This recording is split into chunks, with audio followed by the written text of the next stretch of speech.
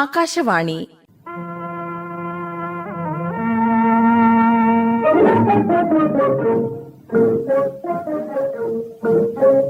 ಯುವವಾಣಿ.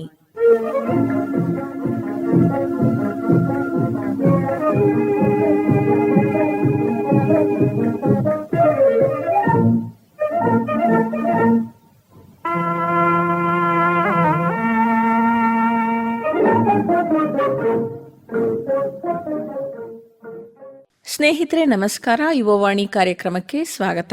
ಇಂದಿನ ಕಾರ್ಯಕ್ರಮದಲ್ಲಿ 2024ನೇ ಸಾಲಿನ ಕೇಂದ್ರ ಲೋಕಸೇವಾ ಆಯೋಗದ ನಾಗರಿಕ ಸೇವಾ ಪರೀಕ್ಷೆಯಲ್ಲಿ ಉನ್ನತ ರ್ಯಾಂಕ್ ಗಳಿಸಿದ ಮೈಸೂರು ಜಿಲ್ಲೆ ಸಾಲಿಗ್ರಾಮ ತಾಲೂಕು ಅಂಕನಹಳ್ಳಿಯ ಪ್ರೀತಿ ಎಸಿ ಅವರೊಂದಿಗೆ ಮಾತುಕತೆ ಕೇಳುವಿರಿ.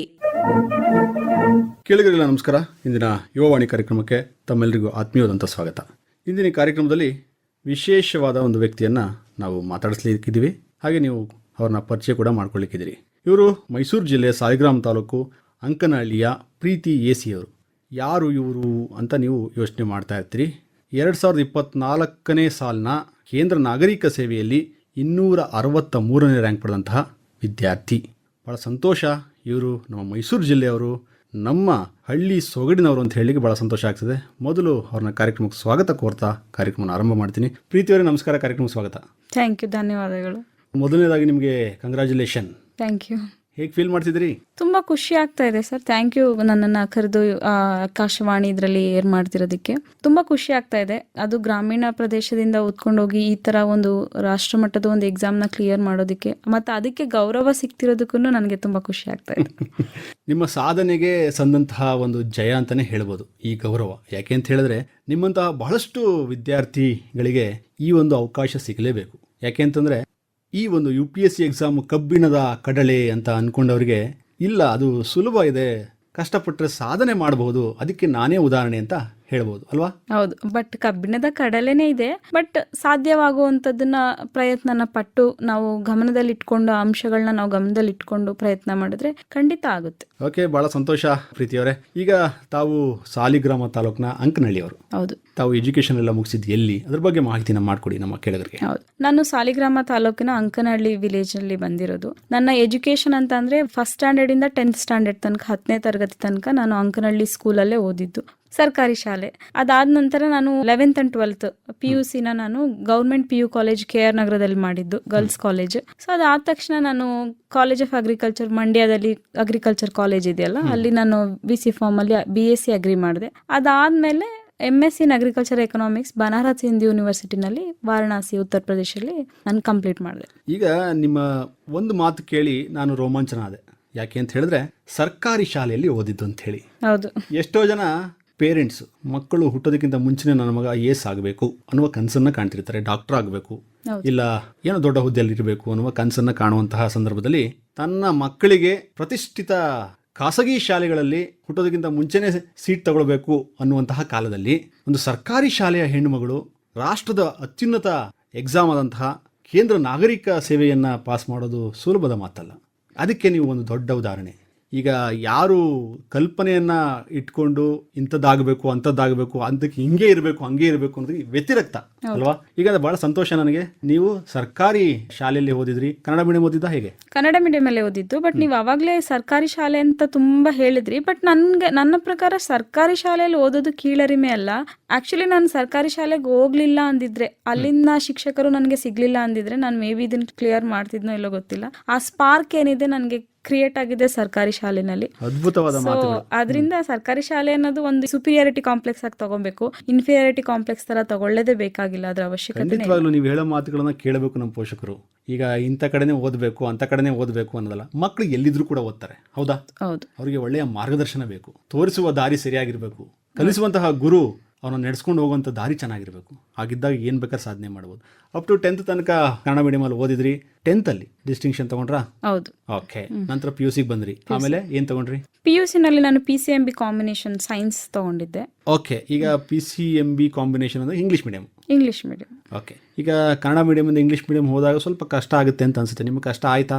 ಕಷ್ಟ ಖಂಡಿತ ಆಗುತ್ತೆ, ಕಷ್ಟ ಆಯ್ತು ನನಗೂ ಕೂಡ. ನಾನು ಅವಾಗ ಏನ್ ಮಾಡಿದೆ ಅಂದ್ರೆ ನಾನು ಡಿಕ್ಷನರಿಯಿಂದ ಸ್ಟಾರ್ಟ್ ಮಾಡಿದ್ದು ಇಂಗ್ಲಿಷ್ನ ಓದೋದನ್ನ ಕಲಿಯೋದನ್ನೆಲ್ಲ. ಈವನ್ ಸ್ಪೆಲ್ಲಿಂಗ್ ಮಿಸ್ಟೇಕ್ಸ್ ಆಗಬಾರ್ದು ಅನ್ನೋದನ್ನೆಲ್ಲ ಗಮನದಲ್ಲಿ ಇಟ್ಕೊಂಡು ನಾನು ಡಿಕ್ಷನರಿಯಿಂದ ಸ್ಟಾರ್ಟ್ ಮಾಡಿದೆ 11th and 12th ಅಲ್ಲಿ. ಸೊ ಕಷ್ಟ ಆಗುತ್ತೆ, ಬಟ್ ಅದನ್ನ ಓವರ್ಕಮ್ ಮಾಡ್ಬೋದು. ಒಂದು ಲ್ಯಾಂಗ್ವೇಜೇ ಅಲ್ವಾ, ಅದನ್ನ ಕಲಿತು ಎಕ್ಸಾಮ್ನ ಬರಿಬೋದು. ಈಗ ಓದ್ತಾ ಇರ್ಬೇಕಾದ್ರೆ ಮ್ಯಾಥ್ಸು, ಕನ್ನಡ ಮೀಡಿಯಂ ವಿದ್ಯಾರ್ಥಿಗಳಿಗೆ ಮ್ಯಾಥ್ಸು, ಈ ಇಂಗ್ಲೀಷು, ಹಿಂದಿ ಸ್ವಲ್ಪ ಕಷ್ಟನೇ ಅಂತ ಅನ್ಸುತ್ತೆ. ಆದರೆ ಅದನ್ನ ಓವರ್ಕಮ್ ಮಾಡೋದು ನೀವು ಹೇಳಿದಾಗೇನೆ ಬಹಳ ಮುಖ್ಯ ಆಗುತ್ತೆ. ಲ್ಯಾಂಗ್ವೇಜ್ ನಾವು ಚೆನ್ನಾಗಿ ತಿಳ್ಕೊಂಡ್ರೆ, ಯಾವುದೇ ಲ್ಯಾಂಗ್ವೇಜ್ ಆಗಲಿ ಚೆನ್ನಾಗಿ ತಿಳ್ಕೊಂಡ್ರೆ ಸಕ್ಸೀಡ್ ಆಗಲಿಕ್ಕೆ ಸುಲಭ ಅಲ್ವಾ? ಹೌದು, ಖಂಡಿತ ತಾನೆ. ಅರ್ಥ ಮಾಡ್ಕೊಳ್ಳೋದು ಬಹಳ ಮುಖ್ಯ ಆಗುತ್ತೆ. ಆ ವಿಷಯ ಏನಿದೆ ಅದನ್ನು ಗ್ರಹಿಸ್ಕೊಳ್ಳುವಂಥದ್ದು, ಅರ್ಥೈಸ್ಕೊಳ್ಳುವಂಥದ್ದು, ಎಕ್ಸಿಕ್ಯೂಟ್ ಮಾಡುವಂಥದ್ದು ಅದು ಬಹಳ ಮುಖ್ಯ ಅಲ್ವಾ? ಹೌದು, ಬಹಳ ಮುಖ್ಯ. ಆ ನಿಟ್ಟಿನಲ್ಲಿ ಲ್ಯಾಂಗ್ವೇಜ್ ಬಹಳ ಮುಖ್ಯ ಆಗುತ್ತೆ. ಓಕೆ, PUC ಸೈನ್ಸ್ ತಗೊಂಡ್ರಿ, ಅಲ್ಲೂ ಕೂಡ ಡಿಸ್ಟಿಂಕ್ಷನ್ ಬಂದ್ರಾ? ಬಂದೆ. ಹೌದು. ಅಂದ್ರೆ ಎಷ್ಟು ಕಷ್ಟ ಆಯ್ತು? ಯಾಕೆಂತಂದ್ರೆ ಕನ್ನಡ ಮೀಡಿಯಂ ವಿದ್ಯಾರ್ಥಿನಿ ಒಂದು ಇಂಗ್ಲಿಷ್ ಮೀಡಿಯಂ ಬಂದು ಸೈನ್ಸ್ ಅಂತ ಸಬ್ಜೆಕ್ಟ್ ಅನ್ನು ತಗೊಂಡು ಒಂದು ಡಿಸ್ಟಿಂಕ್ಷನ್ ತಗೊಳ್ಳೋದು ಬಹಳ ಸಾಮಾನ್ಯದ ವಿಚಾರ ಅಂತೂ ಅಲ್ಲ, ಹೌದಲ್ವಾ? ಓದಿದ್ದು ಕೂಡ ನೀವು ಸರ್ಕಾರಿ ಶಾಲೆನೇ ಕೂಡ, ಸರ್ಕಾರಿ ಕಾಲೇಜೇ ಕೂಡ. ಅದ್ರ ಬಗ್ಗೆ ಮಾತಾಡಿ. ತುಂಬಾ ಕಷ್ಟ ಆಗುತ್ತೆ, ಇಲ್ಲ ಅಂತ ನಾನು ಹೇಳಲ್ಲ. ಇಲ್ಲ ಈಸಿ ಆಗಿದೆ ನೀವು ಬನ್ನಿ ಸೈನ್ಸ್ ತಗೊಳ್ಳಿ ಅಂತ ನಾನೇನೆ ಪ್ರಮೋಟ್ ಮಾಡಲ್ಲ. ಬಟ್ ತುಂಬಾ ಕಷ್ಟ ಆಗುತ್ತೆ. ಬಟ್ ಅದನ್ನ ನಾವು ಮನಸ್ಸಲ್ಲಿ ಇಟ್ಕೊಂಡು ನಾವು ಪ್ರಾಕ್ಟೀಸ್ ಮಾಡಬೇಕು ಡೈಲಿ. ಇವಾಗ ಫಿಸಿಕ್ಸ್ ಇರ್ಬೋದು, ಕೆಮಿಸ್ಟ್ರಿ ಇರ್ಬೋದು, ಅದೆಲ್ಲ ಪ್ರಾಕ್ಟೀಸ್. ಅದರೆಲ್ಲ ಥಿಯರಮ್ಸ್ ಇರುತ್ತೆ.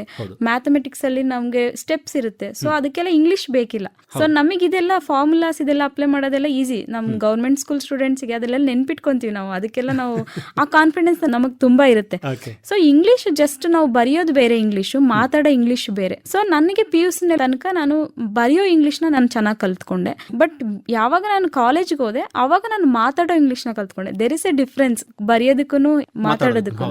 ಕಷ್ಟ ಆಯ್ತು ನಿಜವಾಗ್ಲೂ. 2 ವರ್ಷದಲ್ಲಿ ನಾನು ಅದನ್ನ ಬರೆಯೋ ಇಂಗ್ಲಿಷ್ನ ಕಲ್ತು ಬರೆಯೋದನ್ನ ಪ್ರಾಕ್ಟೀಸ್ ಮಾಡಿ ಎಕ್ಸಾಮ್ನ ಕ್ಲಿಯರ್ ಮಾಡಿ ಆ ಡಿಸ್ಟಿಂಕ್ಷನ್ ನೀವೇನು ಹೇಳ್ತಿದ್ದೀರಾ ಅದನ್ನ ತಗೊಂಡು I got into. PUC ಮುಗಿಸ್ತೀರಿ, ನಂತರ ಏನಾಗಬೇಕು ಅಂತ ಕನಸು ಕಾಣ್ತಾ ಇರ್ತೀರಿ.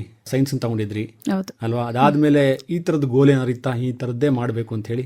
ನಮ್ಮ ತಂದೆ ಬಂದು ಫಾರ್ಮರ್. ಸೊ ನನಗೆ ಅಗ್ರಿಕಲ್ಚರ್ ಒಂದು ಗ್ರಾಜುಯೇಷನ್ ಮಾಡ್ಬೋದು ಅಂತ ನನಗೆ ಗೊತ್ತಿರಲಿಲ್ಲ. ಸೊ ಯಾವಾಗ ನನ್ನ PUC ಕ್ಲಿಯರ್ ಆಯಿತು, ಸೊ ಅಗ್ರಿಕಲ್ಚರ್ದು ಒಂದು ಸಬ್ಜೆಕ್ಟ್ ಇದೆ ಅಂತ ಅನ್ನಿಸ್ತು. ಬಟ್ ನನಗೇನಂತ ಅಂದರೆ ನಾವೆಲ್ಲ ನೋಡಿರೋದೆಲ್ಲ ಊರಲ್ಲಿ ಅಗ್ರಿಕಲ್ಚರ್ ಮಾಡ್ಬೋದು ಈಸಿಯಾಗಿ ಅಂತ ನಾನು ಐ ಥಾಟ್ ಅಗ್ರಿಕಲ್ಚರ್ ತಗೊಳ್ಳೋಣ ಅಂತ. ಆ್ಯಸ್ ಯೂಶಲಿ PUC ಆದ ತಕ್ಷಣ ನನ್ನ CET ಎಕ್ಸಾಮ್ ಏನಿದೆ ಅದನ್ನ ಬರೆದೆ. ಸೊ ಅದ್ರಲ್ಲಿ ನನಗೆ BSc ಅಗ್ರಿಕಲ್ಚರ್ ಸೀಟ್ ಸಿಕ್ತು. ಸೊ ಐ ವೆಂಟ್ ಇಂಟು ಆ ಥರ ಪ್ರಿಪ್ರೇಷನಲ್ಲಿ BSc ಅಗ್ರಿ, MSc ಅಗ್ರಿ ಮಾಡೋಣ, ಅಗ್ರಿಕಲ್ಚರ್ ಸೈಂಟಿಸ್ಟ್ ಆಗೋಣ ಅಂತ ನಾನು ಅಂದ್ಕೊಂಡಿದ್ದೆ. ಅದೆಲ್ಲ ಕ್ಲಿಯರ್ ಮಾಡಿ. ಬಟ್ ಮೀನ್ ವೈಲ್ ನಾನು MSc ಇದ್ದಾಗ UPSC ಬರೆಯೋಣ ಅಂತ ಸ್ವಲ್ಪ ಸ್ಟಾರ್ಟ್ ಆಯ್ತು. ಓಕೆ, ತಂದೆ ಅಗ್ರಿಕಲ್ಚರ್ ಮಾಡ್ತಿದ್ರು ಅಂತ ಹೇಳಿ, ತಂದೆ ಹೆಸರು ಹೇಳಿಲ್ಲ? ಚನ್ನಬಸಪ್ಪ ಅಂತ ಹೇಳಿ. ತಾಯಿ ನೇತ್ರಾವತಿ. ಓಕೆ, ನೀವು ಒಬ್ಬಳೇ ಮಗಳ? ಇಲ್ಲ, ನಮ್ಮ ಅಕ್ಕ ಇದ್ದಾರೆ. ಓಕೆ, ಅವ್ರೇನ್ ಮಾಡ್ತಾರೆ? ಅವರು MCom ಮಾಡ್ಕೊಂಡಿದ್ದಾರೆ. ಅವರು ಈಗ NGO ನಲ್ಲಿ ವರ್ಕ್ ಮಾಡ್ತಿದ್ದಾರೆ. ಅವ್ರಿಗೆ ಕನ್ಸು ಬರ್ಲಿಲ್ವಾ? ಇಲ್ಲ ಇಲ್ಲ. ಓಕೆ, ನೀವು ಏನು ಮಾಸ್ಟರ್ಸ್ ಬಂದಾಗ ಕನ್ಸನ್ನ ಕಾಣ್ಲಿಕ್ಕೆ ಶುರು ಮಾಡಿದ್ರಿ? ಅಂದ್ರೆ ಕಾಂಪಿಟೇಟಿವ್ ಎಕ್ಸಾಮ್ ತಗೊಬೇಕು ಅನ್ನೋ ಸ್ಪಾರ್ಕ್ ನನಗೆ ಸ್ಕೂಲಲ್ಲೇ ಸ್ಟಾರ್ಟ್ ಆಯ್ತು. ನಾನು ಅವಾಗಲೇ ಹೇಳ್ದಂಗೆ ಕಾಂಪಿಟೇಟಿವ್ ಎಕ್ಸಾಮ್ ಅಂದ್ರೆ ಬಹಳಷ್ಟು ಬೇರೆ ಬೇರೆ ಇರ್ತವೆ ಎಕ್ಸಾಮ್ಸ್. ಹೌದು. UPSCನೇ ತಗೋಬೇಕು ಅನ್ನೋದು? UPSC ಅಂದ್ರೆ ನಾನೊಂದು ಇಂಟ್ರೆಸ್ಟಿಂಗ್ ಇನ್ಸಿಡೆಂಟ್ ಹೇಳ್ತೀನಿ. ನಾನು ಸ್ಕೂಲಲ್ಲಿ ಇದ್ದಾಗ ನಮ್ಗೆ ಹೆಡ್ ಮಾಸ್ಟರ್ ಬಂದಿದ್ರು, ಪ್ರದೀಪ್ ಕುಮಾರ್ ಅಂತ ಹೇಳಿ. ಅವರು ಅರೌಂಡ್ 25-24 ಇಯರ್ಸ್ ಅಷ್ಟೇ ಇದ್ದಿದ್ದು ಅವರಿಗೆ. ನಾವು ಸ್ಕೂಲ್ ಡೇಸ್ ಅಲ್ಲಿ ಇದ್ದಾಗ ನನಗೇನು ಅಂತಂದ್ರೆ ಯೂಶಲಿ ಆ ಹೆಡ್ ಮಾಸ್ಟರ್ಸ್ ಆಗ್ಬೇಕು ಅಂದ್ರೆ ಪ್ರಮೋಟೆಡ್ ಆಗಿ ಏಜ್ ಆಗಿರೋರು ಇರ್ತಾರೆ ಅಂತ ಇದಿತ್ತು. ಬಟ್ ಅವ್ರನ್ನ ನಾನು ಕೇಳಿದಾಗ ಇಲ್ಲ, ಎಕ್ಸಾಮ್ಸ್ ಇರುತ್ತೆ, ಕಾಂಪಿಟೇಟಿವ್ ಎಕ್ಸಾಮ್ಸ್ ನಾವು ಕ್ಲಿಯರ್ ಮಾಡಿದೆ, ಅರ್ಲಿ ಏಜ್ ಅಲ್ಲೇ ನಾವು ಒಳ್ಳೆ ಜಾಬ್ಗೆ ಹೋಗ್ಬೋದು ಅಂತ. ಸೊ ನಾನು ಮನ್ಸಲ್ಲಿ ಅದು ಇಟ್ಕೊಂಡಿದ್ದೆ, ಕಾಂಪಿಟೇಟಿವ್ ಎಕ್ಸಾಮ್ ತಗೊಳ್ಳೋಣ, ಯಾವ್ದಾದ್ರು ಒಂದು ಎಕ್ಸಾಮ್ ಕ್ಲಿಯರ್ ಮಾಡೋಣ ಅಂತ. ಬಟ್ MSc ಹೋದ್ಮೇಲೆ ಅದು UPSCನೇ ಮಾಡಬೇಕು ಅನ್ನೋದನ್ನ ನನ್ನ ಮೈಂಡಲ್ಲಿ ಸ್ಟ್ರಾಂಗ್ ಆಗಿ ಸ್ಟಾರ್ಟ್ ಆಯ್ತು. ಓಕೆ, ನಿಮ್ಮ ಕುಟುಂಬದಲ್ಲಿ ನಿಮ್ಮ ಸ್ನೇಹಿತರು ಯಾರಾದ್ರೂ ಕೂಡ ಇದನ್ನ ಕ್ಲಿಯರ್ ಮಾಡಿದ್ರಾ? ಇಲ್ಲ. ನೀವೇ ನಿಮ್ಮ ಕುಟುಂಬದಲ್ಲಿ ಮೊದಲನೇದವರು? ಹೌದು, ನನ್ನ ಫ್ಯಾಮಿಲಿನಲ್ಲಿ ನಮ್ಮ ಅಕ್ಕ ನಾನು ಇಬ್ಬರೇ ಗ್ರಾಜುಯೇಟ್ ಆಗಿರೋದು. ನಮ್ಮ ಜನರೇಷನ್ ಅಲ್ಲಿ ನಮ್ಮ ಫಾದರ್ ಆಗ್ಲಿ ನಮ್ಮ ಮದರ್ ಆಗ್ಲಿ ಯಾರು ಅಷ್ಟು ಓದ್ಕೊಂಡಿಲ್ಲ. ಸೊ ಈ ಕನಸು ಯಾರಿಗೂ ಇರ್ಲಿಲ್ಲ UPSC ಮಾಡ್ಬೇಕು ಅಂತ ಹೇಳಿ. ಓದ್ತಾ ಕನಸು ಶುರು ಆಯ್ತು. ಹೌದು. ಓಕೆ, ನೀವು ಮಾಸ್ಟರ್ಸ್ ಮುಗಿಸ್ತೀರಿ ಬನಾರಸ್ ಯೂನಿವರ್ಸಿಟಿಲಿ. ಹೌದು ಅಲ್ವಾ? ಮುಗಿಸಿದ ಮೇಲೆ ನಿಮಗೆ ಸ್ವಲ್ಪ ದೃಢವಾಗಿ ನಿಂತ್ಕೊಂಡ್ರೆ ನಾನು ಮಾಡ್ಲೇಬೇಕು ಅಂತ ಹೇಳಿ. ಹೌದು ಅಲ್ವಾ? ಎಷ್ಟು ವರ್ಷ ತಗೊಂಡ್ರಿ ಕ್ಲಿಯರ್ ಮಾಡ್ಲಿಕ್ಕೆ? 3 ವರ್ಷ. 3 ವರ್ಷ ಸತತ ಪ್ರಯತ್ನ. ಹೌದು. ಓಕೆ, 3 ವರ್ಷದಲ್ಲೂ ಕೂಡ ನಿಮಗೆ ಯಾವ್ದು ಹತ್ರ ಬಂದಿದ್ದಿಲ್ವಾ? ಮೀನ್ಸ್ ಪ್ರಿಲಿಮ್ಸ್ ಆಗಿ ಮೇನ್ಸ್ ಬಂದು ಇಂಟರ್ವ್ಯೂ ಲೆವೆಲ್ಗೆ ಬಂದಿದ್ದಿತ್ತಾ? ಇಲ್ಲ, ನಾನು ಫಸ್ಟ್ ಟೈಮ್ ಪ್ರಿಲಿಮ್ಸ್ ಕ್ಲಿಯರ್ ಮಾಡಿದ್ದೆ ಈ ಅಟೆಂಪ್ಟ್ ಅಲ್ಲಿ. ಓಕೆ ಸೊ ಅವಾಗ ನಾನು ಪ್ರಿಲಿಮ್ಸ್ ಅಲ್ಲೇ ಸ್ಟಕ್ ಆಗಿದೆ. ನಾನು 2020 ಫಸ್ಟ್ ಅಟೆಂಪ್ಟ್ ಕೊಟ್ಟಿದ್ದು, ಓಕೆ ಅಂದ್ರೆ ಆಫ್ಟರ್ ಮಾಸ್ಟರ್ಸ್ ಆದ ತಕ್ಷಣ. ಓಕೆ ಸೊ ಅದಾದ್ಮೇಲೆ ಪ್ರಿಪ್ರೇಷನ್ ಸ್ಟಾರ್ಟ್ ಮಾಡಿದೆ. ನಾನು ಫಸ್ಟ್ ಅಟೆಂಪ್ಟ್ ಕೊಟ್ಟಾದ್ಮೇಲೆ ಪ್ರಿಪ್ರೇಷನ್ ಸ್ಟಾರ್ಟ್ ಮಾಡಿದೆ. ಅದಾದ್ಮೇಲೆ 2023 ಒಂದು ಅಟೆಂಪ್ಟ್ ಕೊಟ್ಟೆ, ಪ್ರಿಲಿಮ್ಸ್ ಕ್ಲಿಯರ್ ಆಗಿಲ್ಲ. ಸೊ 24 ಅಲ್ಲಿ ಪ್ರಿಲಿಮ್ಸ್ ಮೇನ್ಸ್ ಇಂಟರ್ವ್ಯೂ ಒಂದೇ ಗೋ ಅಲ್ಲಿ ಕ್ಲಿಯರ್ ಆಯ್ತು. ಬಹಳ ಸಂತೋಷ ಆಗ್ತದೆ ಪ್ರೀತಿ ಅವರೇ. ಅಂದ್ರೆ ಈಗ ನಾನು ಯಾಕೆ ಈ ಮಾತುಗಳನ್ನ ಕೇಳ್ತಾ ಇದ್ದೀನಿ ಅಂತ ಹೇಳಿದ್ರೆ, ಬಹಳಷ್ಟು ನಮ್ಮ ಯುವ ಕೇಳುಗರು, ಪೋಷಕರು ಕಾರ್ಯಕ್ರಮವನ್ನು ಕೇಳ್ತಾ ಇರ್ತಾರೆ. ಮೊದಲ ಸಲ ಅಂದರೆ ಈಗ ಯಾವುದೇ ಒಬ್ಬರು ವ್ಯಕ್ತಿ ಯಾವುದೇ ಕ್ಷೇತ್ರ ಆಗ್ಬೋದು, ನಾವು ಅಟೆಂಪ್ಟ್ ಮಾಡ್ತೀವಿ ಅಂದರೆ ಫಸ್ಟ್ ಟೈಮ್ ಆಗಬೇಕು ಅನ್ನೋ ಕನಸನ್ನು ಕಾಣ್ತಾ ಇರ್ತಾರೆ. ಅದು ಅಷ್ಟು ಸುಲಭ ಅಲ್ಲ. ಅದು ಐ ಥಿಂಕ್ ತುಂಬ ಲಕ್ಕಿ ಅನಿಸುತ್ತೆ ಅಂತ ಚಾನ್ಸ್ ಸಿಗೋದು, ಕ್ಲಿಯರ್ ಆಗಿ ಅವರು UPSC ಕ್ಲಿಯರ್ ಮಾಡೋದು ಫಸ್ಟ್ ಟೈಮ್. ಇಲ್ಲಾಂದರೆ ಸ್ಟ್ರಗಲ್ ಮಾಡಲೇಬೇಕಾಗುತ್ತೆ. ಯಾಕೆಂದರೆ ಒಂದು ಸಣ್ಣ ತಪ್ಪು ನಿಮ್ಮನ್ನು ಮೊದಲ ಸ್ಥಾನದಿಂದ ಮತ್ತೆ ಹಿಂದಕ್ಕೆ ಹೋಗಿ ಪುನಃ ನೀವು ಸ್ಟಾರ್ಟಿಂಗಿಂದನೇ ಬರೀಬೇಕಾಗತ್ತೆ. ಆ ಥರ ಎಕ್ಸಾಮ್ಸ್ ಇರೋದ್ರಿಂದ ಸಣ್ಣ ಸಣ್ಣ ತಪ್ಪುಗಳನ್ನು ತಿದ್ದುಕೊಂಡು ನಾವು ಮೇಲೆ ಬರಬೇಕಾಗತ್ತೆ. ಆ ನಿಟ್ಟಿನಲ್ಲಿ ಪ್ರಯತ್ನವನ್ನು ಪಡಬೇಕಾಗತ್ತೆ ಅಲ್ವಾ. ಈಗ 3 ವರ್ಷ ಪ್ರಯತ್ನ ಅಂತ ಹೇಳಿದ್ರಿ. 3 ವರ್ಷ ಪ್ರಯತ್ನ ಅಂತಂದಾಗ ತುಂಬ ಲಾಂಗ್ ಗ್ಯಾಪ್ ಅನ್ಸುತ್ತದು ಅಲ್ವಾ. ಕ್ಲಿಯರ್ ಆಗಲಿಲ್ಲ ಅಂತಂದಾಗ ಮತ್ತೆ ಅದನ್ನು ಮೊದಲಿಂದ ಮಾಡಬೇಕಲ್ಲ ಅನ್ನುವ ಒಂದು ತಲೆನೋವು, ಬೇಜಾರು, ಅಸಹಾಯಕತೆ, ಇಲ್ಲ ನಾನು ಬೇರೆ ಏನಾದ್ರು ಮಾಡಬೇಕಿತ್ತು, ಸುಮ್ಮನೆ ಯಾಕೆ 3 ವರ್ಷ ವೇಸ್ಟ್ ಮಾಡಿದೆ ಅನ್ನುವರು ತುಂಬ ಜನ ಇದ್ದಾರೆ. ಅಂಥವ್ರಿಗೆ ಏನು ಹೇಳಲಿಕ್ಕೆ ಬಯಸ್ತೀರಿ ನೀವು? ನೀವು ಹೇಳಿ ತುಂಬಾ ಅಕ್ಷರಶಃ ನಿಜ. ಏನಕ್ಕೆ ಅಂತಂದ್ರೆ ಇದು ಮ್ಯಾರಥಾನ್, UPSC ಪ್ರಿಪ್ರೇಷನ್ ಅನ್ನೋದು ಸ್ಪ್ರಿಂಟ್ ಅಲ್ಲ, 1 year ಅಲ್ಲಿ ಕಂಪ್ಲೀಟ್ ಆಗುತ್ತೆ ಅಂತ.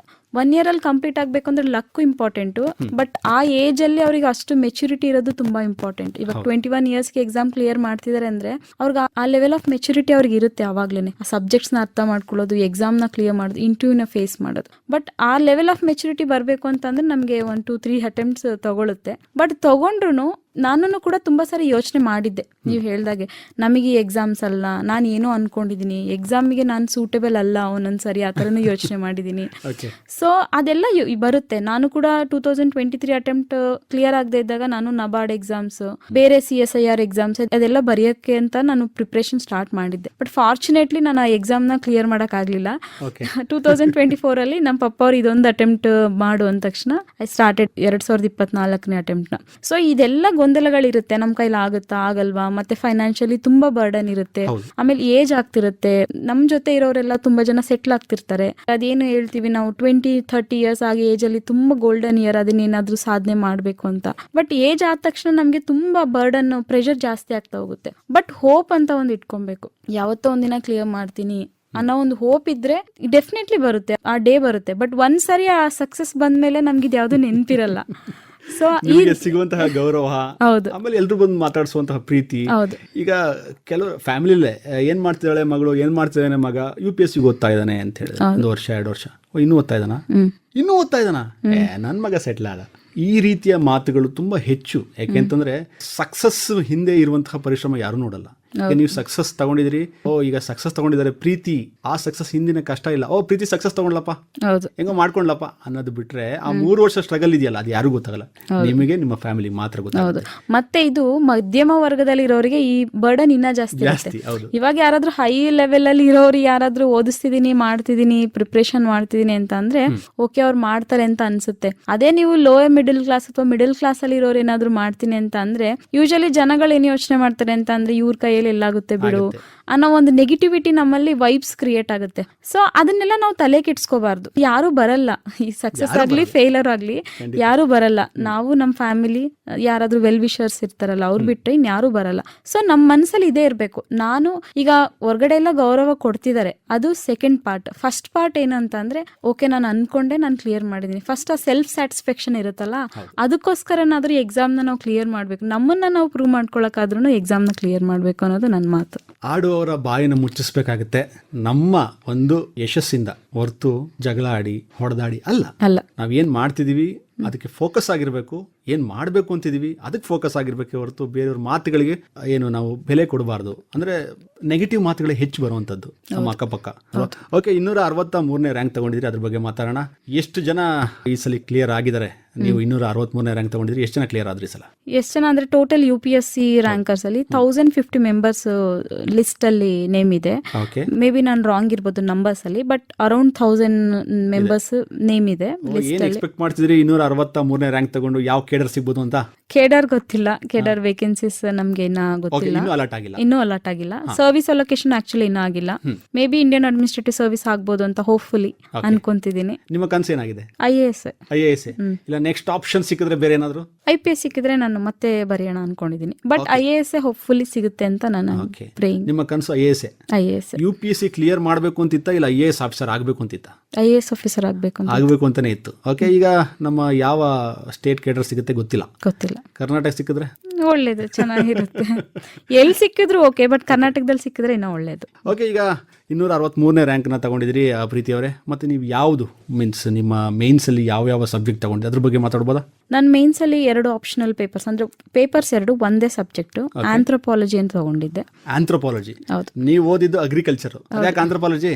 ಏನಕ್ಕೆ ಅಂತಂದ್ರೆ ಅದರಲ್ಲಿ 2 ಫ್ಯಾಕ್ಟರ್ಸ್ ಇದೆ. ನಾನು ಪ್ರಿಪ್ರೇಷನ್ ಸ್ಟಾರ್ಟ್ ಮಾಡಿದಾಗ ಜಾಸ್ತಿ ಜನ ರ್ಯಾಂಕರ್ಸ್ ಆಂಥ್ರೋಪಾಲಜಿನಿಂದಾನೇ ಕ್ಲಿಯರ್ ಆಗಿದ್ರು. ಎರಡನೇದಂದ್ರೆ ನಾನು ಮಾಸ್ಟರ್ಸ್ ಮಾಡಿದ್ದು ಅಗ್ರಿಕಲ್ಚರಲ್ ಎಕನಾಮಿಕ್ಸ್ ಅಲ್ಲಿ. ಸೊ ನಾನು ಇವಾಗ ಅಗ್ರಿಕಲ್ಚರ್ ತಗೊಂಡ್ರೆ agronomy, entomology, pathology, vast subjects ಇದೆಲ್ಲ, ಇದನ್ನೆಲ್ಲ ಮತ್ತೆ ಶುರು ಮಾಡಬೇಕು. ಸೊ ಅದರಿಂದ ನಾನು ಆಂಥ್ರೋಪಾಲಜಿ ತಗೊಳ್ಳೋಣ ಅನ್ಕೊಂಡೆ. ಆಂಥ್ರೋಪಾಲಜಿಲೂ ನಮಗೆ ಜೆನೆಟಿಕ್ಸ್ ಪಾರ್ಟ್ ಎಲ್ಲ ಇದೆ. ಸೊ ಪ್ಲಾಂಟ್ ಜೆನೆಟಿಕ್ಸ್ ನಾನು ಓದ್ಕೊಂಡಿದ್ದೆ, ಇವಾಗ ಹ್ಯೂಮನ್ ಜೆನೆಟಿಕ್ಸ್ ಇದೆಲ್ಲ. ಸೊ ಇದೆಲ್ಲ ಆಮೇಲೆ ಫ್ಯಾಮಿಲಿ, ಮ್ಯಾರೇಜ್, ಇದೆಲ್ಲ ಸ್ವಲ್ಪ ಲೈವ್ಲಿ ಸಬ್ಜೆಕ್ಟ್ಸ್ ಇರುತ್ತಲ್ಲ. ಸೊ ಆಂಥ್ರೋಪಾಲಜಿನ ಚೂಸ್ ಮಾಡಿದೆ ನನ್ನ ಹತ್ರ. ಒಂದೇ subject, paper 2, Indian anthropology, world anthropology. ಎಷ್ಟೆಷ್ಟು ಮಾರ್ಕ್ಸ್ ತಗೊಂಡ್ರೆ ನೆನಪಿದೆಯಾ, ಹೇಳ್ಬೋದಾ? ಹೌದು, ಪೇಪರ್ 1 138, ಪೇಪರ್ 2 138, 2 ಸೇಮ್. ಈಗ ಕ್ಲಿಯರ್ ಆಯ್ತು ಅಂತ ಗೊತ್ತಾಯ್ತು, ಇಂಟರ್ವ್ಯೂಗೆ ತಯಾರಾಗಬೇಕು, ಬಂದಿದೆ. ಹೇಗೆ ತಯಾರಾಗಬೇಕಾಗುತ್ತೆ ಇಂಟರ್ವ್ಯೂಗೆ? ಯಾಕೆಂತಂದ್ರೆ UPSC ಇಂಟರ್ವ್ಯೂ ಅಂತಂದಾಗ ಸ್ವಲ್ಪ ಕಷ್ಟದ ಇಂಟರ್ವ್ಯೂ. ಯಾಕೆಂದ್ರೆ 5-6 ಜನ ಇರ್ತಾರೆ ಮೋಸ್ಟ್ಲಿ ಆ ಪ್ಯಾನಲ್ ಅಲ್ಲಿ. ಒಬ್ರು ಹೆಡ್ ಇರ್ತಾರೆ, ಚೇರ್ಮನ್ ಇರ್ತಾರೆ, ಇನ್ ಮಿಕ್ಕಿದ ಮೆಂಬರ್ಸ್ ಇರ್ತಾರೆ. ಹೇಗೆ ಪ್ರಿಪೇರ್ ಆಗಬೇಕಾಗುತ್ತೆ? ಎಕ್ಸಾಮ್ ಅಂತೂ ನೀವು ಹೇಳಿದ್ರೆ ಆಗ್ಲೇ ಕೂಡ ಬರೆಯೋದನ್ನ ಅಭ್ಯಾಸ ಮಾಡ್ಕೊಂಡೆ ಮೊದಲು, ಆಮೇಲೆ ಮಾತಾಡೋದನ್ನ ಇಂಗ್ಲಿಷ್ ನಲ್ಲಿ ಮಾತಾಡೋದು ಅಭ್ಯಾಸ ಮಾಡ್ಕೊಂಡೆ ಅಂತ ಹೇಳಿ. ಈಗ ನೀವು ಬರೋದೆಲ್ಲ ಚೆನ್ನಾಗಾಯ್ತು, ಮಾತಾಡ್ಬೇಕಲ್ಲ, ಅದು ಕೂಡ ಇಂಪಾರ್ಟೆಂಟ್ ಅಲ್ವಾ? ಅದ್ರ ಬಗ್ಗೆ ಹೇಳಿ. ನಾನು ಮೇನ್ಸ್ ಕ್ಲಿಯರ್ ಆಗುತ್ತೆ ಅಂತ ಒಂದು ಹೋಪ್ಸ್ ಇತ್ತು ನನಗೆ, ಆಗುತ್ತೆ ಸರಿ ಇಂಟರ್ವ್ಯೂಗೆ ಪ್ರಿಪೇರ್ ಆಗಬೇಕು ಅಂತ. ಸೊ ಮೇನ್ಸ್ ಬರೆದು 1 ತಿಂಗಳು ಆದ್ಮೇಲೆ ನಾನು ಸ್ಟಾರ್ಟ್ ಮಾಡಿದೆ ಇಂಟರ್ವ್ಯೂ ಪ್ರಿಪರೇಷನ್. ಅಂದ್ರೆ ನಮ್ಗೊಂದು ಡೀಟೇಲ್ಡ್ ಅಪ್ಲಿಕೇಶನ್ ಫಾರ್ಮ್ ಅಂತ ಒಂದಿರುತ್ತೆ, DAF 1 DAF 2 ಅಂತ. ಅದ್ರಲ್ಲಿ ಕೆಲವೊಂದು ಇನ್ಫಾರ್ಮೇಶನ್, ಪರ್ಸನಲ್ ಇನ್ಫಾರ್ಮೇಶನ್ ನಾವು ಫಿಲ್ ಮಾಡಿರ್ತೀವಿ. ಸೊ ಆ ಇನ್ಫಾರ್ಮೇಶನ್ ಸರೌಂಡಿಂಗ್ ನಮ್ಮ ಇಂಟರ್ವ್ಯೂ ನಡೆಯುತ್ತೆ. ಇವಾಗ ಅಗ್ರಿಕಲ್ಚರ್ ಗ್ರಾಜುಯೇಷನ್ ಅಂದ್ರೆ may be agriculture related questions ಜಾಸ್ತಿ ಬರುತ್ತೆ, ಅಂದ್ರೆ ನಾವು ಆಂಟಿಸಿಪೇಟ್ ಮಾಡ್ತೀವಿ ಆ ತರ ಬರ್ಬೋದು ಅಂತ. ಸೊ ಅದನ್ನ ChatGPT ಹಾಕೊಂಡು ಆ ಕ್ವೆಶನ್ಸ್ ನ ಫಸ್ಟ್ ಜನರೇಟ್ ಮಾಡ್ಕೊಂಡೆ ನಾನು. ಜನರೇಟ್ ಮಾಡ್ಕೊಂಡು ಅದಕ್ಕೆ ಈಗ ಮೈಸೂರು ರಿಲೇಟೆಡ್ ಕ್ವೆಶನ್ಸ್ ಕೇಳ್ತಾರೆ. ಮೈಸೂರು ಪಾಕ್ ಹೇಗ್ ಬಂತು, ಏನಕ್ಕೆ special, what is the difference, ಮೈಸೂರವ್ರು ಅಂತ, ಮೈಸೂರು ಸಿಲ್ಕ್ ಸ್ಯಾರಿ ಏನಕ್ಕೆ ಫೇಮಸ್, ಈ ತರದೆಲ್ಲ ಕ್ವೆಶನ್ಸ್ ನಾನು ಆನ್ಸರ್ ಎಲ್ಲ ಫೈಂಡ್ ಮಾಡ್ಕೊಂಡು ಒಂದು ಡೈರಿ ಇಟ್ಕೊಂಡು ಅದಕ್ಕೆಲ್ಲ ಆನ್ಸರ್ನ ಬರ್ಕೊಂಡು ಪ್ರಾಕ್ಟೀಸ್ ಮಾಡ್ತಾ ಇದ್ದೆ ಫಸ್ಟ್. ಬಟ್ ಅದಾದ್ಮೇಲೆ 1 ತಿಂಗಳು ರಿಸಲ್ಟ್ ಬಂತು, ಮೇನ್ಸ್ ಇಂಟರ್ವ್ಯೂ ಇದೆ ಅಂತ ಹೇಳಿದ್ರು. ಫಸ್ಟ್ ಒಂದು ಮಾಕ್ ಕೊಟ್ಟೆ ನಾನು. ಅಂದ್ರೆ ನಾವು ಮಾಕ್ ಇಂಟರ್ವ್ಯೂಸ್ ಕೊಡ್ತೀವಿ ರಿಯಲ್ ಇಂಟರ್ವ್ಯೂಗೆ ಹೋಗೋಕೆ ಮುಂಚೆ. ಫಸ್ಟ್ ಮಾಕ್ ಕೊಟ್ಟಾಗ ನನಗೆ ಗೊತ್ತಾಯ್ತು ನಮ್ಗೆ ಬೇಕಿರೋದು ನಾಲೆಡ್ಜ್ ಅಲ್ಲ. ಈಗ ಮೈಸೂರು ಸಿಲ್ಕ್ ಸ್ಯಾರಿ ಬಗ್ಗೆ ನಮಗೆ ಗೊತ್ತಿಲ್ಲ ಅಂದ್ರೂ ಪರವಾಗಿಲ್ಲ, ನಮಗ್ ಬೇಕಾಗಿರೋದು ಕಾನ್ಫಿಡೆನ್ಸ್ ಅಂತ. ಅಲ್ಲಿ ಮಾತಾಡ್ಬೇಕಿದ್ರೆ ಇಂಟರ್ವ್ಯೂ ನಲ್ಲಿ ನಮ್ಗೆ ನಾಲೆಡ್ಜ್ ಇದೆಯಾ ಇಲ್ವಾ ಅಂತ ಚೆಕ್ ಮಾಡಲ್ಲ. ಮೇ ಬಿ ಫಂಡಮೆಂಟಲ್ಸ್ ನಮ್ಗೆ ಕೇಳ್ತಾರೆ. ಈಗ ಇಂಡಿಯನ್ ಕಾನ್ಸ್ಟಿಟ್ಯೂಷನ್ ಬಗ್ಗೆ ಕೇಳಿದ್ರೆ ನಾವ್ ಹೇಳಕ್ ಬರ್ಬೇಕು. ಬಟ್ ಕೆಲವೊಂದು ಫ್ಯಾಕ್ಟ್ ರಿಲೇಟೆಡ್ ಕ್ವೆಶನ್ಸ್ ನಮ್ಗೆ ಆನ್ಸರ್ ಗೊತ್ತಿಲ್ಲ ಅಂದ್ರೂ ಪರವಾಗಿಲ್ಲ. ಆ ತರ ಕ್ವೆಶನ್ಸ್ ಗೆ ನಾವು ಫ್ಯಾಕ್ಟ್ ರಿಲೇಟೆಡ್ ಕ್ವೆಶನ್ಸ್ ನಾವು ವಿತ್ ಕಾನ್ಫಿಡೆನ್ಸ್ ಮ್ಯಾನೇಜ್ ಮಾಡ್ಬೋದು. ಸೊ ಆ ಕಾನ್ಫಿಡೆನ್ಸ್ ಬೇಕು ಅಂತ ನನಗೆ ಮಾಕ್ ಇಂಟರ್ವ್ಯೂ ಕೊಟ್ಟಾದ್ಮೇಲೆ ಅರ್ಥ ಆಯ್ತು. ಎಷ್ಟು ಕೊಟ್ರಿ ಮಾಕ್ ಇಂಟರ್ವ್ಯೂ? 6 ಕೊಟ್ಟೆ ನಾನು. 5 ಡೇಸ್ ಡೆಲ್ಲಿಗೆ ಹೋಗಿ ಅಲ್ಲೊಂದು 3 ಮಾಕ್ ಬ್ಯಾಕ್ ಟು ಬ್ಯಾಕ್ ಕೊಟ್ಟು ರಿಟರ್ನ್ ಬಂದು ಅದಾದ್ಮೇಲೆ ರಿಯಲ್ ಇಂಟರ್ವ್ಯೂಗೆ ಡೈರೆಕ್ಟ್ ಹೋಗಿದ್ದು. ಈ ಮಾಕ್ ಇಂಟರ್ವ್ಯೂ ತಗೊಂಡ್ಮೇಲೆ ಸ್ವಲ್ಪ ಕಾನ್ಫಿಡೆಂಟ್ ಬಿಲ್ಡ್ ಆಯ್ತು ಅಂತ ನನ್ಗೆ ಗೊತ್ತಾಯ್ತು ಏನ್ ಕೇಳ್ತಿದ್ದಾರೆ. ನಮ್ಮ ಐಡಿಯಾಲಜೀಸ್ ಫ್ಲೆಕ್ಸಿಬಲ್ ಆಗಿರ್ಬೇಕು, ಮತ್ತೆ ನಮ್ ಕಾನ್ಫಿಡೆಂಟ್ ಆಗಿರ್ಬೇಕು, ನಮ್ಮ ಐಡಿಯಾಸ್ ನಾವು ರೆಪ್ರೆಸೆಂಟ್ ಮಾಡ್ಬೇಕು, ಅಲ್ಲಿ ನೀಟಾಗಿ ಎಕ್ಸಿಕ್ಯೂಟ್ ಮಾಡ್ಬೇಕು, ಅವ್ರ ಮುಂದೆ ರೆಪ್ರೆಸೆಂಟ್ ಮಾಡ್ಬೇಕು, ನಮ್ಮನ್ನ ನಾವ್ ಹೇಗೆ ರೆಪ್ರೆಸೆಂಟ್ ಮಾಡ್ಕೋಬೇಕು ಅಂತ. ಈ ತರದ್ದೆಲ್ಲ ನಾನು ಕೆಲವೊಂದು ಎಸೆನ್ಷಿಯಲ್ಸ್ ನಾನು ಫೈಂಡ್ ಮಾಡ್ಕೊಂಡು ಅದ್ರ ಮೇಲೆ ವರ್ಕ್ ಮಾಡಿದೆ. ಈಗ ಇಂಟರ್ವ್ಯೂ ಬಂದ್ರಿ? ಹೌದು. ಇಂಟರ್ವ್ಯೂ ಎಷ್ಟು ಜನ ಇದ್ರು? 5 ಮೆಂಬರ್ಸ್ ಇದ್ರು. ಏನೇನು ಪ್ರಶ್ನೆಗಳು ಬಂತು? ತುಂಬಾ ಅಂದ್ರೆ ಎಕ್ಸ್ಪೆಕ್ಟ್ ಮಾಡಿದ್ರೆ ಇಂತ ಪ್ರಶ್ನೆಗಳು ಬರುತ್ತೆ ಅಂತ? ಯಾಕೆಂದ್ರೆ ಮೈಸೂರು ಪಾಕು, ಮೈಸೂರು ಸಿಲ್ಕ್ ಬಗ್ಗೆ ಹೇಳಿರಲ್ಲ, ಅದ್ರ ಬಗ್ಗೆ ಇತ್ತ ಪ್ರಶ್ನೆಗಳು? ಮೈಸೂರು ಬಗ್ಗೆ ಇರ್ಲಿಲ್ಲ, ಬಟ್ ಅಗ್ರಿಕಲ್ಚರ್ ಬಗ್ಗೆ ಇತ್ತು, ಗ್ರೀನ್ ರೆವಲ್ಯೂಷನ್ ಬಗ್ಗೆ ಇತ್ತು. ಯಾಕೆ ಅಂತಂದ್ರೆ ನಾವು ಯೋಚನೆ ಮಾಡೋದೇ ಬೇರೆ, ಅಲ್ಲಿ ನಮ್ಗೆ ಸಿಗೋದೇ ಬೇರೆ. ಹೌದಾ? ನೀವು ಬಹಳಷ್ಟು ವರ್ಕೌಟ್ ಮಾಡಿದ್ರಿ ಈ ಮೈಸೂರು ಸುತ್ತಮುತ್ತ ಭಾಗ, ನಿಮ್ಮ KR ನಗರ ಆತರ ಸಂಬಂಧ. ನೀವು ನೋಡಿದ್ರೆ ಅಗ್ರಿಕಲ್ಚರ್ ಓದಿದ್ರೆ ಅಗ್ರಿಕಲ್ಚರ್ ಸಂಬಂಧಪಟ್ಟ ಹೆಚ್ಚಿತ್ತು. ಕೊಡಗು ಬಗ್ಗೆ ಕೇಳಿದ್ರು, ಕೊಡಗು ಡಿಸ್ಟ್ರಿಕ್ಟ್, ಮತ್ತೆ ಮಂಡ್ಯ ಡಿಸ್ಟ್ರಿಕ್ಟ್. ಕೇಳಿದ್ರು ನಿಮ್ಗೆ ಕೊಡಗು ಅಂತಂದ್ರೆ ಅಲ್ಲಿ ಕೂರ್ಗಿಸ್ ಒಂದು ನೈಫ್ ತರ ಒಂದು ಇನ್ಸ್ಟ್ರೂಮೆಂಟ್ ಯೂಸ್ ಮಾಡ್ತಾರಲ್ಲ. ಸೊ ಅದನ್ನ ಏನಕ್ಕೆ ಯೂಸ್ ಮಾಡ್ತಾರೆ ಅಂತ ಅಂತ ಕೇಳಿದ್ರು. ಅಲ್ಲ, ನಿಮಗ್ ಕೇಳಿದ್ರು ಅಂತ ಹೇಳಿದ್ರೆ ನಿಮ್ಗೆ ಅದ್ರ ಬಗ್ಗೆ ನೀವು ಅಂದ್ರೆ ಕರ್ನಾಟಕ ರಿಲೇಟೆಡ್ ಇದೆಯಲ್ಲ, ಅದು ಕೂರ್ಗಿಸ್, ದೇ ಆರ್ ಯಾಕಂದ್ರೆ KR ನಗರ ಪಕ್ಕದ್ದೇ ಅದು ಹೌದು. ಅಲ್ವಾ, ಬಾರ್ಡರ್ ಸಿಕ್ಬಿಡುತ್ತೆ. ಓಕೆ, ಅವರು ಸೆಪರೇಟ್ ಸ್ಟೇಟ್ ವುಡ್ ಕೇಳ್ತಿದಾರಲ್ಲ, ಸೊ ಆ ಕ್ವೆಶನ್ ಇಂದ ಸ್ಟಾರ್ಟ್ ಆಯ್ತು. ಅವರು ಸ್ಟೇಟ್ ವುಡ್ಗೆ ನಿಜವಾಗ್ಲೂ ಅವರು ಕೇಳ್ತಿರೋದು ಕರೆಕ್ಟಾ, ನೀವೇನ್ ಮಾಡ್ತೀರಾ, ಸೊ ಆತರ ಸ್ಟಾರ್ಟ್ ಮಾಡಿ ಸೊ ಆ ನೈಫ್ ಬಗ್ಗೆ ಎಲ್ಲ ಕೇಳಿದ್ರು. ಅದ್ ನನ್ ನಿಜವಾಗ್ಲೂ ರಿಯಲ್ ಆನ್ಸರ್ ಗೊತ್ತಿರ್ಲಿಲ್ಲ. ಸರ್ ನಾನು ಒಂದ್ ಗೆಸ್ ತಗೊಬೋದಾ ಅಂತ ಹೇಳಿ, ಸರ್ ಮೇ ಬಿ ಅವರು ಪೋರ್ಕ್ ಅದೆಲ್ಲ ಇದು ಶಿಕಾರಿ ಮಾಡ್ತಾರಲ್ಲ ಅದಕ್ಕೆ ಯೂಸ್ ಮಾಡ್ಬೋದು ಸರ್ ಅಂತ. ಅವ್ರಿಗೆ ಅನಿಸ್ತು ಅದೆಲ್ಲ ಕರೆಕ್ಟ್ ಆನ್ಸರ್, ನೀನು ಹೋಗಿ ಒಂದ್ಸರಿ ನೋಡು ಅಂತಂದ್ರು. ಸರ್ ಡೆಫಿನೆಟ್ಲಿ ಸರ್ ಹೋಗಿ ನಾನು ಸರ್ಚ್ ಮಾಡ್ತೀನಿ ಅಂತಂದ್ರು. ಸೊ ಈ ತರ ಅಂದ್ರೆ ನಾವು ಎಲ್ಲ ಕ್ವೆಶನ್ಗೂ ಕರೆಕ್ಟ್ ಆಗಿ ಹೇಳ್ಬೇಕು ಅಂತಿಲ್ಲ. ನಾವ್ ಎಷ್ಟು ಕಾನ್ಫಿಡೆಂಟ್ ಆಗಿ ನಮಗೆ ಗೊತ್ತಿರೋದನ್ನ ಗೊತ್ತಿದೆ ಅಂತ ಹೇಳಿ, ಗೊತ್ತಿಲ್ಲ ಅನ್ನೋದನ್ನ ಕರೇಜಿಯಸ್ ಆಗಿ ನಮಗೆ ಗೊತ್ತಿಲ್ಲ ಅಂತ ಹೇಳೋ ಧೈರ್ಯನೂ ಇರ್ಬೇಕಲ್ವಾ ಅಲ್ಲಿ. ಸೊ ಇದನ್ನ ಚೆಕ್ ಮಾಡ್ತಾರೆ ಅವರು ನನ್ನ ಪ್ರಕಾರ. ಸೊ ಇದ್ರ ಬಗ್ಗೆ ಕೇಳಿದ್ರು, ಮತ್ತೆ ವಿಮೆನ್ ಎಂಪವರ್ಮೆಂಟ್ ಬಗ್ಗೆ ಕೇಳಿದ್ರು ಕ್ವೆಶನ್ಸ್ ಯೂಶಲಿ. ಅದಾದ್ಮೇಲೆ ಕೆಲವೊಂದು ವಿಷಯಗಳು ಫ್ಯಾಷನ್ ಇಂಡಸ್ಟ್ರೀಸ್ ಅದ್ರ ಬಗ್ಗೆ environment related questions. But over all ಚೆನ್ನಾಗಿತ್ತು ಇಂಟರ್ವ್ಯೂ. ಓಕೆ, ಏನಿದ್ರು ಕೂಡ ಕಾನ್ಫಿಡೆಂಟ್ ಆಗಿರ್ಬೇಕು, ಕಾನ್ಫಿಡೆಂಟ್ ಆಗಿ ಉತ್ತರ ಸರಿಗಿದ್ರೆ ಸರಿಯಾಗಿ ಹೇಳಬೇಕು, ತಪ್ಪಿದ್ರೆ ಗೊತ್ತಿಲ್ಲ ಅಂತ ಹೇಳಿ ಬ್ಲಫ್ ಮಾಡಬಾರ್ದು. ಇನ್ನು ಕೆಲವರು ಏನಾಗ್ಬಿಡುತ್ತೆ ಅಂತ ಹೇಳಿದ್ರೆ, ಗೊತ್ತಿಲ್ಲ ಅಂತ ಹೇಳ್ಬಿಟ್ರೆ ಎಲ್ಲೋ ನನ್ನ ರಿಜೆಕ್ಟ್ ಮಾಡ್ಬಿಡ್ತಾರೋ, ಅದು ತಪ್ಪಿದ್ರು ಕೂಡ ಕಾನ್ಫಿಡೆಂಟ್ ಆಗಿ ಹೇಳೋದು. ಹೌದು ಅಲ್ವಾ? ಬಟ್ ಅವರು ಇಲ್ಲ ಬಟ್ ಅವರು ತುಂಬಾ ಎಕ್ಸ್ಪೀರಿಯನ್ಸ್ಡ್ ಪ್ಯಾನಲ್ ಇರ್ತಾರಲ್ವಾ, ಸೊ ಅವ್ರಿಗೆ ಗೊತ್ತಾಗುತ್ತೆ ನಾವು ಸುಳ್ಳು ಹೇಳಿದ್ರು. ಅಂದ್ರೆ ಗೊತ್ತಿಲ್ಲ ಅಂತ ಹೇಳೋದ್ರಲ್ಲಿ ತಪ್ಪಿಲ್ಲ ಅಲ್ಲ. ಸೊ ಗೊತ್ತಿಲ್ಲ ಅಂತ ಹೇಳ್ಬೋದು. ನೀವು ಮಾತುಗಳನ್ನ ಕೇಳಿದ್ಮೇಲೆ ಆದ್ರೂ ಕೂಡ ನಮ್ಮ ಯುವ ಕೇಳಿದರು, ಇಲ್ಲ ನಾನು ಕೂಡ ಟ್ರೈ ಮಾಡ್ತೀನಿ, ಒಂದ್ಸಲ ಟ್ರೈ ಮಾಡ್ತೀನಿ, ಇಲ್ಲ 2 ಸಲ ಟ್ರೈ ಮಾಡ್ತೀನಿ, ಇಲ್ಲ ಪ್ರೀತಿಯವ್ರ ತರ 3ನೇ ಸಲನೂ ಟ್ರೈ ಮಾಡೇ ಬಿಡ್ತೀನಿ, ಏನಾದ್ರೂ ಸಾಧ್ಯ ಆಗಬಹುದಾ ಅನ್ನೋ ಕನಸನ್ನ ಕಾಣ್ತಾ ಇರ್ತಾರೆ. ಅವ್ರಿಗೆಲ್ಲ ಏನು ಹೇಳಿಕ್ ಬಯಸ್ತೀರಿ? ಹೌದು, ಮಾಡಬೇಕು. 3 ಅಟೆಂಪ್ಟ್ಸ್ ಅಲ್ಲ 4 ಅಟೆಂಪ್ಟ್ಸ್, ಕೆಲವೊಬ್ರು ಲಾಸ್ಟ್ ಅಟೆಂಪ್ಟ್ ಅಲ್ಲಿ ಕ್ಲಿಯರ್ ಮಾಡಿರೋರು ಇದ್ದಾರೆ. ಬಟ್ ಅದನ್ನ ಮೈಂಡಲ್ಲಿ ಇಟ್ಕೊಬೇಕು. ಬಟ್ ಕೆಲವೊಂದ್ ಸರಿ ಏನಾಗುತ್ತೆ ಅಂತ ಅಂದ್ರೆ ಮನೆ ಪರಿಸ್ಥಿತಿ ಸರಿ ಇರಲ್ಲ. ಮನೆ ಅಂದ್ರೆ ನಮ್ಗೆ ಯೂಶಲಿ ಮನೆ ಪರಿಸ್ಥಿತಿ, ಮನಿ ಪರಿಸ್ಥಿತಿ, ಮನಸ್ಥಿತಿ ಅಂತ 3 ವರ್ಡ್ಗಳಿದಾವೆ. ಬಹಳ ಚೆನ್ನಾಗಿ ಹೇಳಿದ್ರಿ. ಈ ಸ್ಥಿತಿಗತಿಗಳನ್ನ ನಾವು ನೋಡ್ಕೊಂಡು ನಮ್ಮ ಪ್ರಿಪ್ರೇಷನ್ ಸ್ಟಾರ್ಟ್ ಮಾಡಬೇಕು. ನಾನು 2ನೇ ಅಟೆಂಪ್ಟ್ ಆದ್ಮೇಲೆ ನಾನು ಒಂದು ಕೋಚಿಂಗ್ ಇನ್ಸ್ಟಿಟ್ಯೂಟ್ ಅಲ್ಲಿ ಕ್ಲಾಸಸ್ ಮಾಡ್ತಾ ಇದ್ದೆ. ಅಂದ್ರೆ ಒಂದು 5-6 ವಿಡಿಯೋಸ್ ಮಾಡಿದೆ. ಇದೇನಕ್ಕೆ ಅಂತ ಅಂದ್ರೆ ನಂದು ಅಟ್ಲೀಸ್ಟ್ ಪಾಕೆಟ್ ಮನಿಗಾದ್ರೂ ಆಗುತ್ತಲ್ವಾ ಅಂತ ಸ್ಟಾರ್ಟ್ ಮಾಡಿದ್ದು ನಾನು. ಬಟ್ ಅದಾದ್ಮೇಲೆ ನಮ್ಮ ಪಪ್ಪ ಅವ್ರು ಹೇಳಿದ್ರು, ಬೇಡ ನೀನು ಫುಲ್ ಫ್ಲೆಡ್ಜ್ ಪ್ರಿಪರೇಷನ್ ಮಾಡು, ಇದೆಲ್ಲ ಬೇಡ ಅಂತ. ಬಟ್ ಕೆಲವೊಬ್ರಿಗೆ ಆ ಲಕ್ಸುರಿ ಇರಲ್ಲ. ಕೆಲವೊಬ್ರು ಕೆಲಸ ಮಾಡ್ಕೊಂಡು ಓದ್ಬೇಕಾಗ ಪರಿಸ್ಥಿತಿ ಬರುತ್ತೆ. ಸೊ ಆತರ ಇರೋರು ಮಾಡ್ಬೋದು. ವರ್ಕಿಂಗ್ ಆಸ್ಪಿರೆಂಟ್ಸ್ ತುಂಬಾ ಜನ ಮಾಡ್ತಿದ್ದಾರೆ. ಸೊ ನೀವೇನು ಅಂತಂದ್ರೆ ನಿಮ್ ಫಸ್ಟ್ ಪ್ರಿಯಾರಿಟಿ UPSC ಪ್ರಿಪರೇಷನ್ ಇಟ್ಕೊಂಡ್ರೆ ನೀವು ಅಂದ್ರೆ ನಾವ್ ಇವಾಗ ಎಕ್ಸಾಮ್ ಕ್ಲಿಯರ್ ಮಾಡಿ ಈಗ ಒಂದು ಕಲೆಕ್ಟರ್ ಪೋಸ್ಟ್ ನಮಗೆ ಕೊಟ್ರು ಜಸ್ಟ್ ಒಂದೇ ಕೆಲಸ ಇರಲ್ಲ, ನಮಗೆ ತುಂಬಾ ಕೆಲಸಗಳು ಇರುತ್ತೆ. ಒಂದನ್ನ ಫೋಕಸ್ ಆಗಿ ನಾವು ಮಾಡಕ್ಕಾಗಲ್ಲ. ಅದೇ ರೀತಿ UPSC ಪ್ರಿಪರೇಷನ್ ಒಂದು ಪಾರ್ಟ್ ಅಂತ ಹೇಳಿ ಅದ್ರ ಜೊತೆಗೆ ನಾವ್ ಇದನ್ನೆಲ್ಲ ನೋಡ್ಕೊಬೇಕು. ಮನೆ ಸಿಚುವೇಶನ್ ಏನಿದೆ, ನಾನು ಯಾರಿಗೂ ಹೇಳಲ್ಲ 6 ಅಟೆಂಪ್ಟ್ಸ್ ತನಕ ಕೂತ್ಕೊಂಡು ಪ್ರಿಪರೇಷನ್ ಮಾಡಿ ನಿಮ್ ಯೂತ್ಫುಲ್ ಲೈಫ್ ನ ಹಾಳು ಮಾಡ್ಕೊಳ್ಳಿ ಅಂತ.